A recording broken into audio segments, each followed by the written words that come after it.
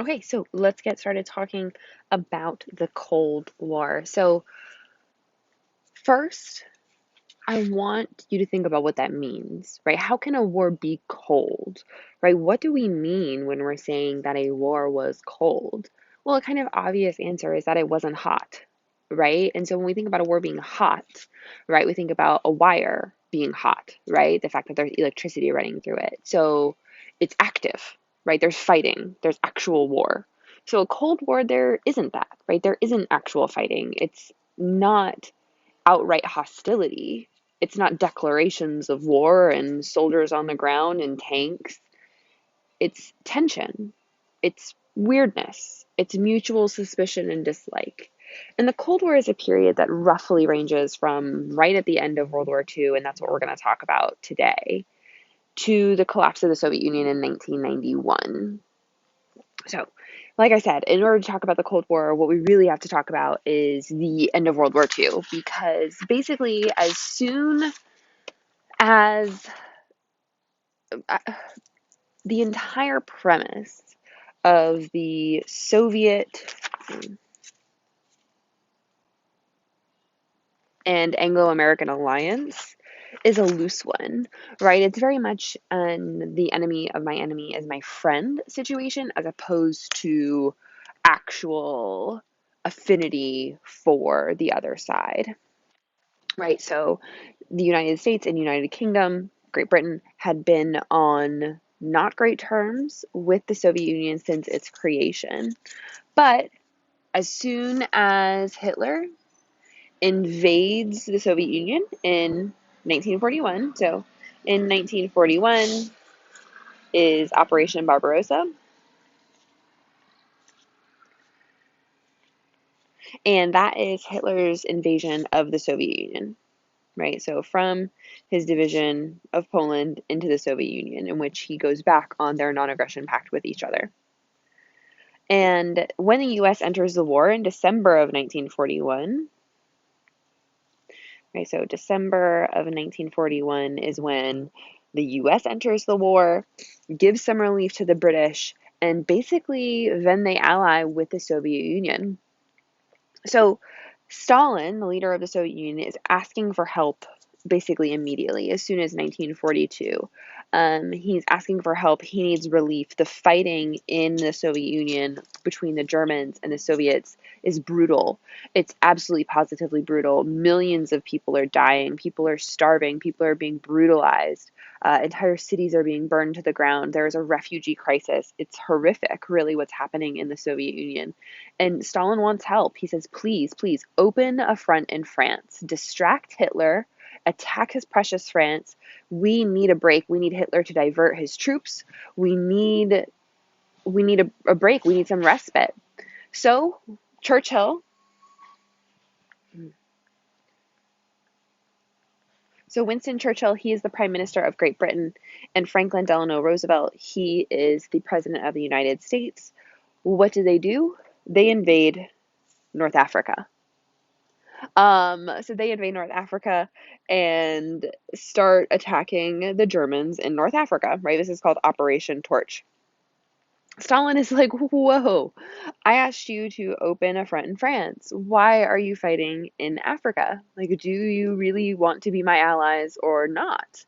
And as the winter of 1942 turns into the spring of 1943, Stalin and the Soviets start to turn the tide against the Germans, particularly here at the Battle of Stalingrad, which happens over the winter of 1942 to 1943.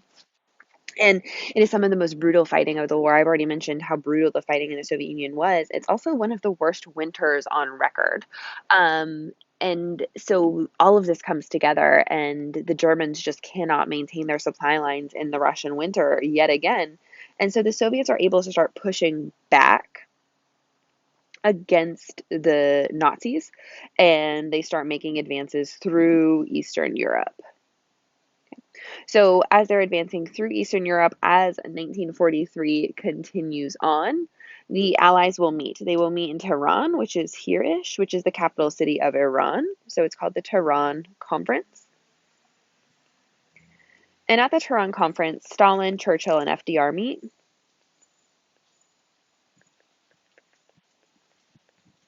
And there, Churchill and FDR agree to opening a front in France.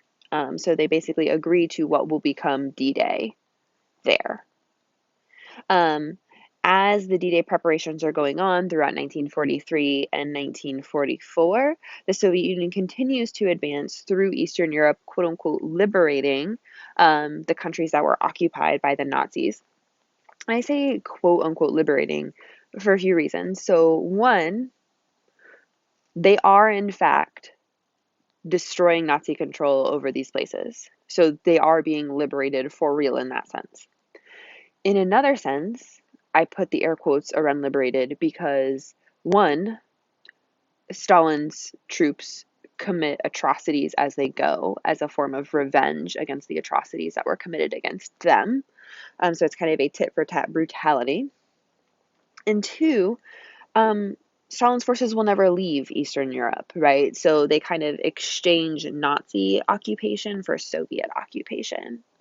Um, and this partially goes to the fact that in the Soviet Union, they do not call, I mean, even in Russia today, really, they do not call World War II World War II. They call it the Great Patriotic War, right? So, call it the Great Patriotic War. When we think about it, we generally consider 60 million people to die directly as a result of World War II. 26 million of those are Russians. That's almost half, right? So when we think about that, um, this is absolutely tremendous. And this is why the Soviet troops feel entitled to commit these atrocities and why Stalin feels entitled to not actually leave Eastern Europe. But we're getting ahead of ourselves. So, as D-Day has successfully started let's go back, has successfully started the Anglo-American, the British and the American advance from France towards Germany, and as Stalin's troops continue to push through Eastern Europe, and as the imminent surrender of Germany and the collapse of the German war machine becomes clear, the big three, Stalin, Churchill, and FDR, agree to meet at Yalta, which is a resort town in what is today Ukraine, in February of 1945.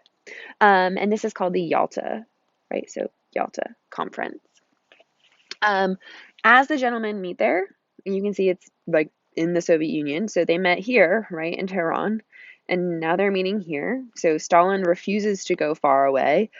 He makes this clear to Churchill and to FDR that he refuses to go far away. Part of that, he claims his doctors won't let him, but really he's just paranoid. He's paranoid of leaving and what will transpire in his absence if he leaves, if they will overthrow him, essentially, is what he's worried about. So they meet Yalta, 1945, and here they are. Here's Churchill, here's FDR, and here's Stalin.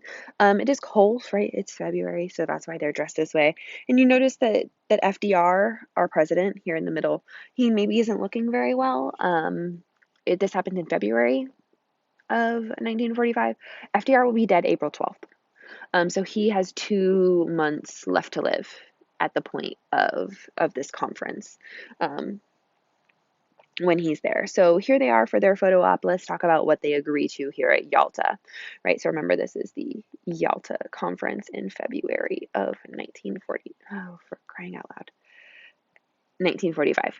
So, one, these two, Churchill and FDR, really want to convince this guy, Stalin, to participate in the war in the Pacific, right? It's become clear that Germany is going to collapse. Therefore, the attention must shift to the Pacific and defeating Japan. Up until this point, and up until August of 1945, Stalin will not actually declare war on Japan. So the British and the Americans have been fighting the Japanese in the Pacific by themselves. Stalin has not been helping. They also discussed the future of Germany, Eastern Europe, and the formation of the United Nations to replace the League of Nations. They agree to include France in the post-war government of Germany, and that Germany should assume reparations for the war. Not all of the reparations, but some of the reparations. They also agree that Eastern Europe should be friendly to the USSR, but that free elections need to be held. So here's kind of a recap of that. February of 1945. They call themselves the Big Three. Stalin will join the war in the Pacific within 2 to 3 months of surrender of Germany. In exchange, right? It's not enough that he is allied with the British and the Americans. In exchange for his help with the war in the Pacific, he agrees to, or I'm sorry, they agree, Churchill and FDR agree to return the land lost to Japan in the Russo-Japanese War, which is 1904 to 1905, so like holding grudges much. And they also agree to recognize an independent Mongolia, which is friendly to the USSR. They agree to divide Germany into 4 zones, right? A British zone, a French zone, an American zone, and a Soviet zone.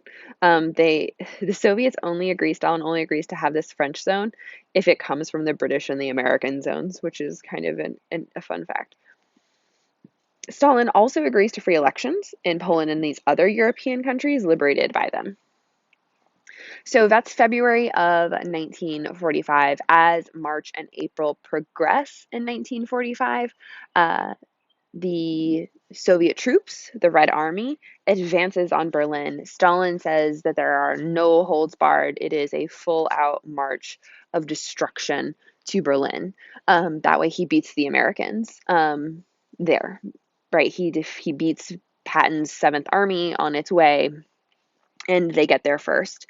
And as you can tell in this photo here on the left, Berlin, and actually this photo, Berlin experiences massive devastation. So if you ever go to Berlin, you'll see that most of it also same in Munich, same in Hamburg, same in Dresden, same in Frankfurt.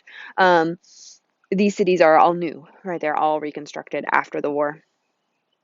So the Soviets get there first, and this is kind of this iconic image of the Soviet troop raising the Soviet flag over the Reichstag. So the Reichstag is this building, is essentially the German Parliament House. And it is what supposedly burns down in 1933 with a fire started by a communist that enables Hitler to take control and seize executive function, even though he may or may not have engineered the whole fire, right? But here's what it looks like at the time. And if this is them as they are hoisting the Soviet flag to indicate, right, that they finally defeated Germany, that they have, right, won the war. You might also notice that it does eerily remember that, or it kind of eerily is reminiscent of the photograph of the American Marines raising the American flag over Iwo Jima. That's kind of become this iconic World War II photo, and that was on purpose. So, this is the 4 zones that are agreed to in post-war Germany. So we have the red, naturally, Soviet zone, the British zone, the American zone, of which part of which is taken for the French. So here is Berlin. It is the square. You can see it is totally enveloped by the Soviet zone. And as now the war is over, Germany is defeated, they have surrendered, Hitler is dead.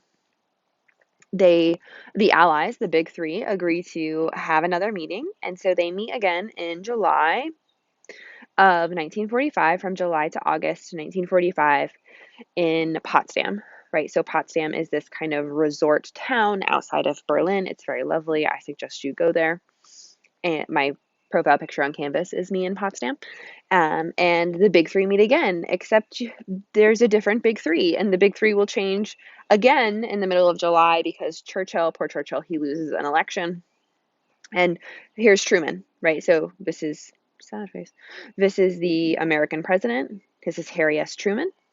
He is the one who drops the bombs on Japan, and he was vice president for FDR. But remember, FDR dies April 12th of 45, and so Truman is new, right? He's brand new. It is July of 1945, so Truman has been president for 3 months when this photograph is taken. He has been president for less than a month when Germany surrenders. And Truman is in a very unique position, a very kind of unenviable position, because he was not FDR's vice president for the whole war. He only became vice president in January of 1945. So he'd been vice president for 3 months when he becomes president. So he has no idea what's going on. And our friend Stalin here, not our friend, right? We're being sarcastic. He's extremely overjoyed by this because he can take advantage. He seeks to take advantage of Truman's newness, of the fact that Churchill and FDR had this very close relationship that Truman does not share with Churchill. So Stalin is going to try and take advantage of that. Plus, like I said, Churchill loses the election and there's a new prime minister in the middle of July 1945. So Churchill won't even be there anymore either. It will be Clement Attlee, the new prime minister, Harry Truman, and Stalin, right? And Stalin doesn't have to go anywhere. He doesn't have to worry about it because there aren't elections in the Soviet Union.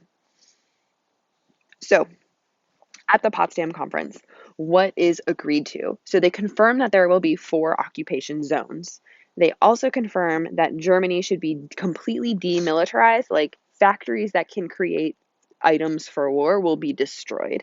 They will also be denazified. So they essentially take every instrument of government that the Nazis had created and they destroy them. So this doesn't just mean like the SS and the Gestapo and the SA and the stormtroopers and the Nuremberg laws and all of this. It means schools, military academies, newspapers, anything that had a touch of Nazi is destroyed. So entirely, basically, right, because Hitler outlaws everything else, all of public life in Germany has to start over again. Truman, unlike FDR, wants only light reparations on Germany. He and his Secretary of State, James Burns, are deeply concerned that the reparation situation from World War I is what led to World War II, and so they don't want to repeat that. So they're trying to convince Stalin that they should go light on the reparations front. But Stalin is like, you're lucky I'm asking for reparations. What I really want is there to not be a Germany. He's like, this is the second time in 30 years that my country has been invaded by Germany. He's like, your country hasn't been invaded by Germany. How about maybe there's just not a Germany? And when everyone's like, no, there has to be a Germany, he's like, okay, well, then they can pay some war debts. And so what they decide is that each country can take reparations from their own occupation zone.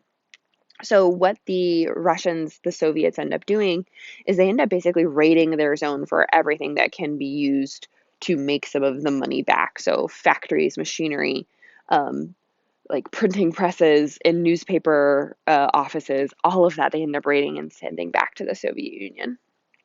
Um, also, in order to try and convince Stalin to participate in the war in the Pacific, Truman does inform him of the Manhattan Project, that they had successfully tested the first nuclear weapon. Instead of working to his advantage, this in fact undermines all of Truman's efforts with Stalin. Stalin becomes even more paranoid. He becomes even more convinced that the United States and the United Kingdom, Great Britain, are kind of in cahoots with each other, trying to undermine him. And so it makes negotiations even harder. So, what kind of ends up happening at the end of 1945 and into 1946 is you already have these base ideological differences between a capitalist democracy and a totalitarian socialist state that we've talked about already. Then you have the fact that Stalin has always been suspicious of Churchill and the president FDR because the US failed to open a European front, and the fact that the Soviets never helped in Japan. The second mistrust issue is Truman doesn't share the atomic weapons secrets. He's just like, hey, we did this, and doesn't offer to actually share with Stalin, even though he has shared with Churchill. The third mistrust issue is they write how to treat defeated Germany. I already talked about that. And then the USSR, which promises free elections in Poland by the end of 1945 and the beginning of 1946.